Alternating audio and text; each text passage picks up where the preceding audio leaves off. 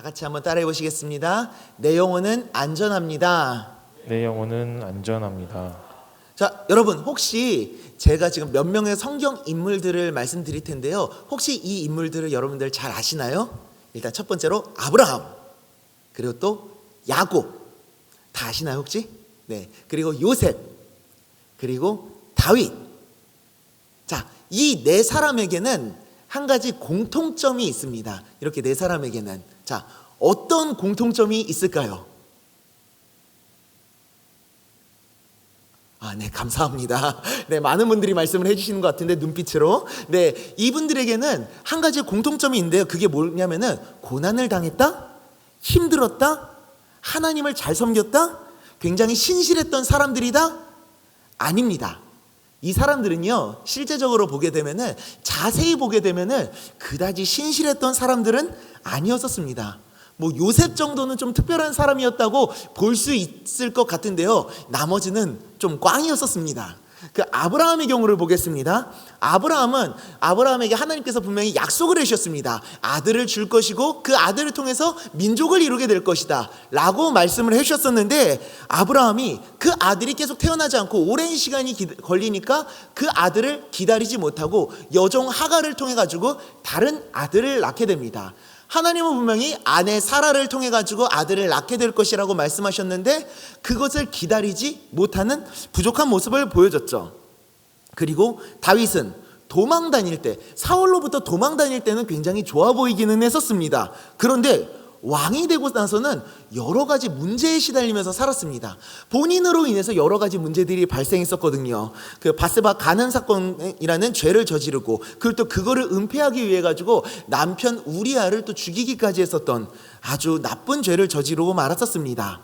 그리고 또 나중에는 아들들의 관리를 잘 못하게 돼가지고 자식들끼리 서로 죽이고, 나중에는 자기 왕권을 자랑하고 싶어가지고 하나님이 원치 않으셨던 인구 조사까지 해가지고 하나님께 벌을 받고 맙니다. 야곱은 어떻습니까? 아주 문제투성이었었습니다. 자기밖에 모르고 형을 속입니다. 맨날 자기 이득만 취하기 위해서 수단과 방법을 가리지 않았던 사람입니다. 그것도 신실했다라고 볼 수가 없는 게, 야곱은 자기 젊었던 시절에는 자기 스스로 먼저 하나님을 찾았던 적이 한 번도 없었던 사람이었었습니다.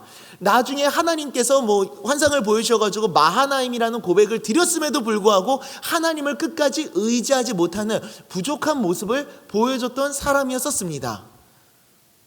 이렇게 얘기했는데 나중에 천국 가서 이분들한테 혼나는 거는 아닐까 좀 걱정이 되기는 합니다.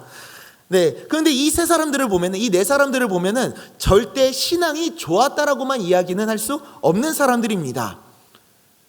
그렇기 때문에 이 사람들에게는 다른 공통점이 있다라고 말씀드릴 수 있는데요, 그 가장 큰 공통점은 무엇이냐? 바로 이들을 향한 하나님의 약속들이 모두 이루어졌다는 겁니다. 이 사람들에게 하나님께서 어떤 한 가지 약속들을 해주시고 계획을 말씀해 주셨는데, 그 계획과 약속들이 모두 이루어졌다라는 겁니다. 아브라함과 야곱에게는 뭐라고 말씀하셨죠? 민족을 이룰 거라고 말씀하셨습니다. 그 말씀대로 나중에 야곱의 12아들을 통해서 계속 자식들을 낳고 자녀들을 낳고 하면서 그 거대한 가정을 이루게 되면서 민족을 이루게 되고, 그 민족이 바로 이스라엘 민족이 되게 됩니다. 그리고 또 그 민족에게 가나안 땅을 주실 거라는 그 약속대로 가나안 땅을 주시고, 특별히 또 야곱에게는 형 에서로부터 지켜줄 거라고 약속을 하셨었고, 배달로 돌아오게 할 것이라고 약속하셨는데 그 모든 약속들도 지키셨죠. 요셉은 어떻습니까? 그가 꿨었던 꿈 자체가 하나님께서 하셨던 약속이었었습니다. 그 꿈대로 그 형들이 자기한테 절하는 꿈을 꿨었는데, 그 꿈대로 형들이 나중에 요셉이 총리가 되고 나서 절을 하게 됩니다. 요셉을 알아보지 못하고, 즉 그 꿈은 요셉이 총리가 되게 될 것이다라는 꿈이었었는데, 그 꿈을 하나님께서 정말로 이루어 주셨죠. 다윗은 어떻습니까? 왕이 될 것이라고 기름 부음을 받았습니다. 그 이후에 어떤 삶을 살았는지는 여러분들도 잘 아시겠지만, 사울로부터 도망 다니는 삶을 살아가기는 했습니다. 그 시간이 너무나도 오랜 시간이 걸리기는 했었지만 결국에는 왕이 됐습니다. 하나님의 약속대로, 그리고 또 그 다윗을 통해서 하나님께서 이루고자 하시는 그 통치와 뜻이 이스라엘 가운데 이루어졌었죠. 이들 모두 그들을 향한 하나님의 계획을 말씀해 주시고 약속해 주신 후에 그 약속이 이루어졌다라는 공통점을 가지고 있습니다. 시간은 물론 오래 걸렸습니다. 그 사이에 정말 많은 일들, 여러 가지 일들이 일어나기는 했습니다. 그러나 결국에는 그 약속이 이루어졌다는 사실은 변함이 없고 모두가 공통적으로 가지고 있는 사실입니다. 이 사람들뿐만이 아닙니다. 성경에 나오는 수많은 인물들의 이야기의 초점이 다른 데에 맞춰져 있지 않습니다. 그 사람이 어떠한 삶을 살아갔다, 그 사람들이 어떻게 살았다, 신실했다, 잘했다, 못했다, 이것도 굉장히 중요하긴 하지만 성경이 그것보다도 더 중요하게 포인트와 초점을 맞추고 있는 것은 다른 것이 아니라 그 사람들의 삶 가운데 하나님의 일하심이 일어났다, 하나님의 약속이 이루어졌다, 이것에 포인트와 초점이 더 중요하게 맞춰져 있습니다. 바로 하나님의 일하심에 모든 성경의 포인트와 초점이 맞춰져 있는 겁니다. 하나님의 일하심. 즉 하나님은 어떤 분이시냐? 우리를 향한 약속과 계획을 가지고 계시며 그 계획들을 반드시 이루시는 분이란 것을 성경은 말씀해 주고 계시는 겁니다. 창세기 28장 15절 말씀을 이 시간 우리 함께 읽어보겠습니다. 함께 읽겠습니다. 내가 너와 함께 있어 네가 어디로 가든지 너를 지키며 너를 이끌어 이 땅으로 돌아오게 할지라. 내가 내게 허락한 것을 다 이루기까지 너를 떠나지 아니하리라 하신지라. 아멘. 이것은 하나님께서 야곱에게 하셨던 약속이었었습니다. 그리고 동시에 우리에게 하시는 약속입니다. 뭐라고 말씀하십니까? 내가 너를 지켜줄 거다. 그리고 늘 언제나 함께 할 것이다. 그리고 중요한 것이 내가 너에게 허락한 것을, 너를 향한 나의 계획을 다 이루는 그 순간까지 절대 너를 떠나지 아니할 것이다 라고 말씀해 주십니다. 우리를 향한 하나님의 그 모든 계획들을 이루시겠다라는 강한 의지를 보여주시는 말씀이죠. 그리고 이 하나님의 약속 때문에, 우리를 향한 그 하나님의 약속 때문에 사도 바울 선생님은 우리에게 이런 일이 일어나게 될 것이라고 말씀하시고 계십니다. 오늘 본문 말씀인데요, 로마서 8장 28절 말씀을 함께 읽어보겠습니다. 우리가 알거니와 하나님을 사랑하는 자 곧 그의 뜻대로 부르심을 입은 자들에게는 모든 것이 합력하여 선을 이루느니라. 아멘. 모든 것이 합력하여 선을 이룬다라는 말 아마 많이들 들어보셨을 겁니다. 선을 이룬다. 근데 여기서 말하는 이 선이라고 하는 단어가 굉장히 중요합니다. 이 선이라는 말은 우리가 생각했을 때 좋은 일 혹은 선한 일 아니면 정의로운 일이라고 생각을 하게 될 수가 있는데요, 그런 뜻이 아닙니다. 이 선이라고 하는 뜻을 생각할 때 성경에서 말하는 선에 대한 관점을 생각을 해야 되는데, 성경에서 말하는 선이라는 것은 모두 다 하나님과 관련되어 있습니다. 즉, 이 여기서 말하는 선이라는 말은 하나님의 뜻을 말하고 있습니다. 선을 이룬다, 즉 하나님의 뜻이 이루어진다, 하나님의 계획이 이루어진다라는 그런 의미를 가지고 있죠. 우리 삶에 일어나는 모든 일들 하나하나가 하나님의 뜻을 이루어가는 하나의 과정이 되고, 그리고 우리를 향한 그 하나님의 뜻들을 반드시 이루어가게 될 것이다라는 말씀을 하시는 겁니다. 우리가 나누고 성경에 기록된 수많은 사람들의 이야기들처럼 우리를 향한 하나님의 약속이 반드시 이루어지게 될 것이란 것을 말씀해 주시고 계신 겁니다. 그것이 좋은 일이든 좋지 않은 일이든 그 모든 일들을 하나하나의 과정으로 만드셔서 그 과정을 통해서 하나님의 그 모든 뜻들을 이루실 거란 말씀이죠. 자, 성경의 인물들을 보시기를 바랍니다. 그들에게 여러분 좋은 일들만 일어났습니까? 아니죠. 오히려 좋지 않은 일들이 더 많이 일어난 것처럼 보이기도 합니다. 야곱을 보시길 바랍니다. 형 에서가 자기를 죽이려고 쫓아와가지고 결국에는 도망다녀서 삼촌 라반의 집까지 도망가가지고 그곳에서 십몇 년의 시간들을 계속 보내게 됩니다. 아주 오랜 시간 동안을 그곳에서 보내게 됩니다. 즉, 형 에서의 죽음에 에서가 자기를 죽이려고 하는 그 위협으로부터 굉장히 오랜 시간 동안 도망을 다녀야 됐다는 것을 의미합니다. 요셉을 보시길 바랍니다. 꿈을 꿨습니다. 꿈을 꿨는데 그 다음에 어떤 일이 일어났습니까? 축복들이 마구 빠바바방하고 일어났습니까? 아니죠. 형들한테 배신당했습니다. 자기 가족들한테 버림을 당했습니다. 자기 가족들한테 버림을 당해가지고 이집트라고 하는 알 수도 없는 그 나라 가운데 노예로 팔려나가게 됐습니다. 심지어 그 형들 중에서 한 명은 실제로 요셉을 죽이려고까지도 했었죠. 그게 다행히도 비껴나가가지고 다른 일로 일이 틀어져가지고 노예로 팔려나가서 생명은 계속해서 유지할 수 있게 되는 그런 너무나도 어려운 일들을 겪게 됩니다. 그래도 그 노예로 팔려나갔지만 그곳에서 열심히 살아가겠다고 정말 열심히 하루하루 살아갔는데 그 결과 어떤 일이 일어났습니까? 모함을 당해가지고 감옥에 갇히게 됩니다. 모함을 당해서 자기는 잘못한 게 아무것도 없는데 모함을 당해서 감옥에 갇히게 됩니다. 그리고 감옥에서 나갈 수 있는 기회가 생기게 되는데 그 기회조차도 다른 일로 틀어지게 돼가지고 2년이라는 시간을 더 보내야 되게 되는 아주 오랜 시간 동안 고통과 괴로움의 시간을 보내게 됐었습니다.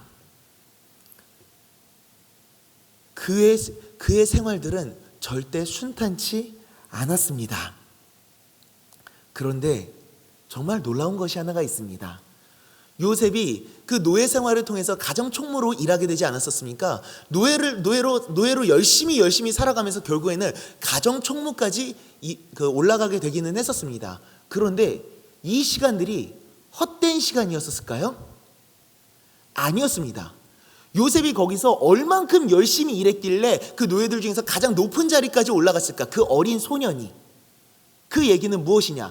요셉이 그곳에서 살아가면서 다양한 것들을 배우고 능력을 기를 수 있는 그런 시간이었다는 겁니다. 그 노예 생활이 그냥 괴롭고 힘든 헛된 시간들이 아니라 그곳에서 많은 것들을 배우고 특별히 행정력을 기를 수 있는, 가정을 총괄하고 많은 일들을 도맡아 할 수 있는 행정력을 배울 수 있는 그런 시간이었습니다.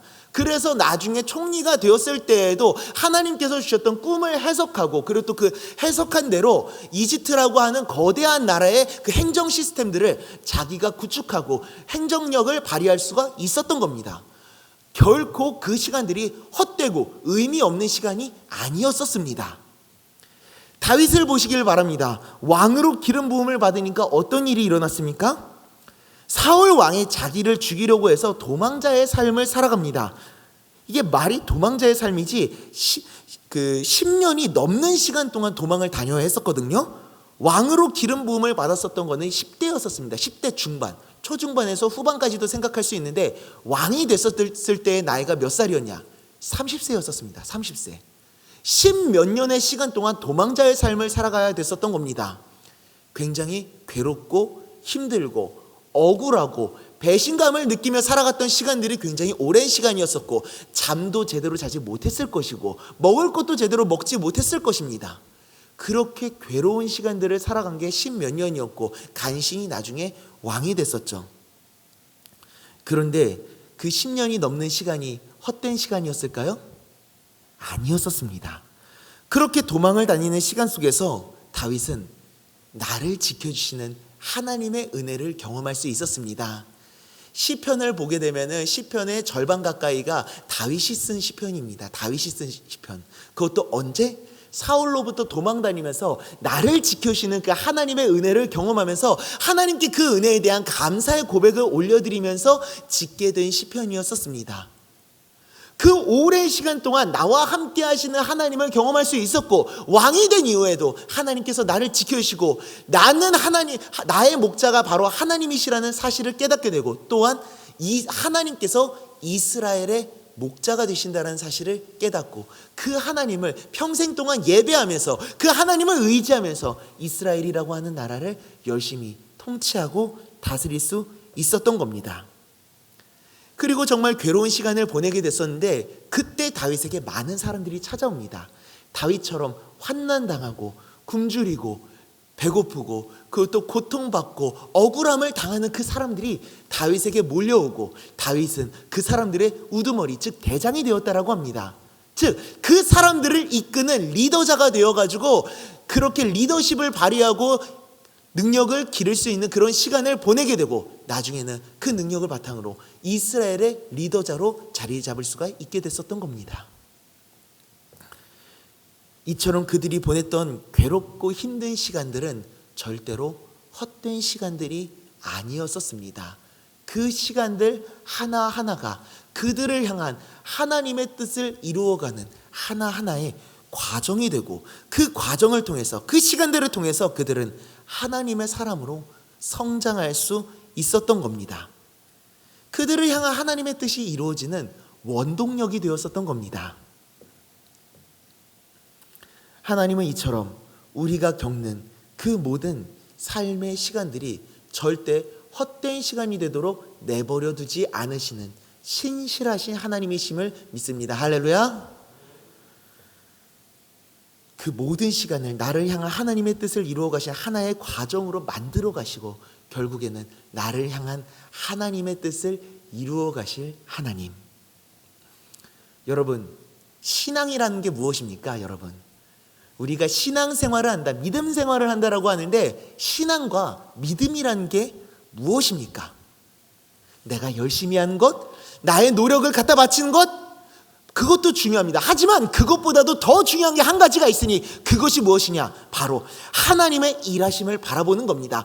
우리들의 그 삶 속에서 나를 향한 그 하나님의 일하심과 하나님의 계획이 이루어지는 것을 경험하고 목도하는 것, 그것이 바로 신앙입니다. 나를 위해서 일하시는 그 하나님을 바라보고 그 은혜 안에 거하는 것이 바로 신앙입니다. 내가 열심히 하는 것도 중요합니다. 내가 어떻게 살아가야 한다, 하나님의 말씀을 잘 지켜야 한다, 맞습니다. 모두 너무나도 중요합니다. 하지만 그것보다 더 중요한 것이 나를 위해서 일하시는 그 하나님을 바라보는 겁니다. 내가 무언가를 하기 전에 하나님이 나를 위해서 일하시는 겁니다. 내가 내 발로 걸어가는 것이 아니라 내 아버지께서 내 발걸음을 이끌어 가시고 나의 삶을 인도해 주시고 계시는 것입니다.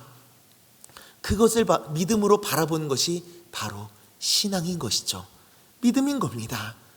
내가 이렇게 살아가겠다가 아니라 하나님께서 내 삶 가운데 어떻게 일하실지를 기대하고 신뢰하는 마음으로 바라보며, 끝까지 어떤 상황 속에서도 포기하지 말고 좌절하더라도 그 상황 속에서 하나님을 기대하는 것, 그것이 바로 진정한 신앙, 기독교의 신앙인 줄 믿습니다.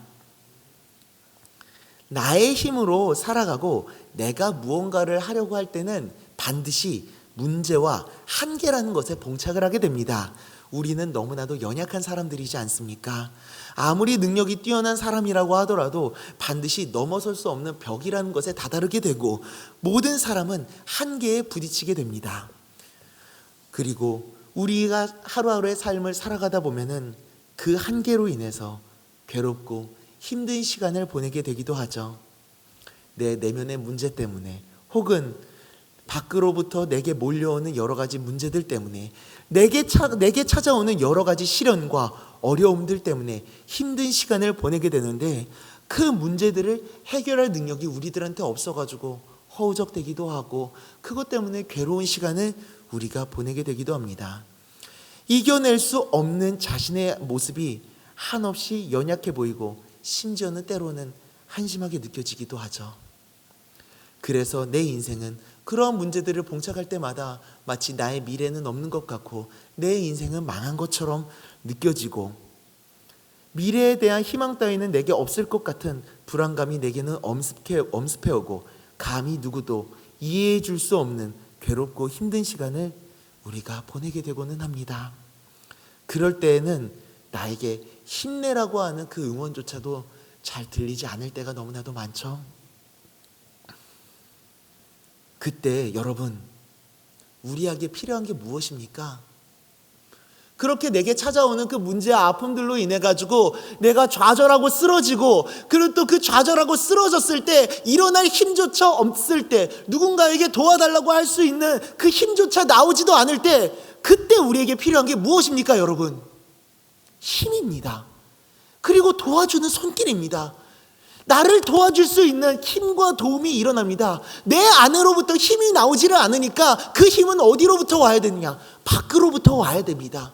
내 안에부터 힘이 나올 수가 없으니까 밖으로부터 나에게 힘이 몰려와야 되고, 그리고 나를 도와줄 수 있는 손길이 필요합니다. 내 힘으로 일어날 수가 없으니까 나를 도와줄 수 있는 그 손길이 필요한 겁니다. 중요한 거는 우리에게는 그렇게 힘과 도움의 손길을 내밀어 주시는 분이 계시다라는 겁니다. 그분이 바로 우리의 아버지 하나님이신 줄 믿습니다. 나를 창조하시고 나를 있는 모습 그대로 사랑해 주시는 우리 아버지 하나님께서 늘 나와 함께 하시며 나를 지켜주시고 나에게 힘을 주십니다. 나를 향한 그 놀라우신 계획대로 나를 이끌어 주시는 겁니다. 그 아버지 하나님 때문에 우리들의 삶은 완전하고 안전한 겁니다. 절대 내 능력 때문이 아닙니다. 나에게 있는 그 무언가 때문이 아닙니다. 나는 연약합니다. 부족합니다. 나는 늘 언제나 한계에 봉착할 수밖에 없는 그런 연약한 사람들입니다. 여러분, 그런 우리들에게 힘이 될 수 있는 분, 그런 우리들을 지켜주시고 보호해 주시는 그분이 완전하시고 완벽하신 그런 분이시기 때문에 우리들은 그분만을 의지할 수 있는 거고, 그분께 나의 삶을 맡겨드리며 그분께서 이끄시는 삶을 따라 우리들은 걸어갈 수 있는 것입니다. 비록 내 앞에 일어난 그 문제들 때문에 내가 좌절하고 낭망하고 내 앞에 아무것도 보이지 않고 미래가 불안전하고 두려움이 엄습해 오기는 하지만, 그러나 내가 불안해하는 그 상황보다도, 내가 두려워하는 그 상황보다도 더 크신 하나님이 내 삶을 이끌어 가시고 나를 향한 그 계획대로 내 삶을 이끌어 가시며 반드시 그 계획을 이루실 것이기 때문에 내 삶에는 희망이 있고 소망이 있는 것입니다. 할렐루야. 내 능력도, 내 환경도, 내 계획들도 절대 완벽할 수 없습니다. 모두 어떻게 될지 한순간도 알 수 없습니다. 하지만 영원하시고 완전하신 하나님, 그분이 나의 아버지가 되신다면은, 내 가정의 아버지가 되고 내 회사의 아버지가 되고 내가 살아가고 있는 그 모든 환경 속에서 우리의 아버지가 되신다면은 희망이 있지 않겠습니까? 소망이 있지 않겠습니까? 그분이 어떤 분이신데요? 어느 한 목사님이 이런 말씀을 하신 적이 있습니다. 부모는 자녀를 낳을 때 자녀를 향한 꿈을 꾼다고. 본인이 첫째 아들을 낳게 되셨을 때 분만실 앞에서 초조하게 기다리고 있었다라고 합니다. 과연 어떻게 될까? 아이가 잘 태어나고 있는 걸까? 자기가 옆에서 해줄 수 있는 게, 그 아내분을 위해서, 사모님을 위해서 해줄 수 있는 게 아무것도 없으니까 자기는 그냥 밖에서 기도만 하고 계셨다라고 합니다. 안절부절하면서. 그리고 또 내가 아이를 낳게 되면 정말 잘 양육할 수 있을까? 내가 이 아이를 잘 지켜줄 수 있을까? 라는 마음을 갖고 계셨다라고 합니다.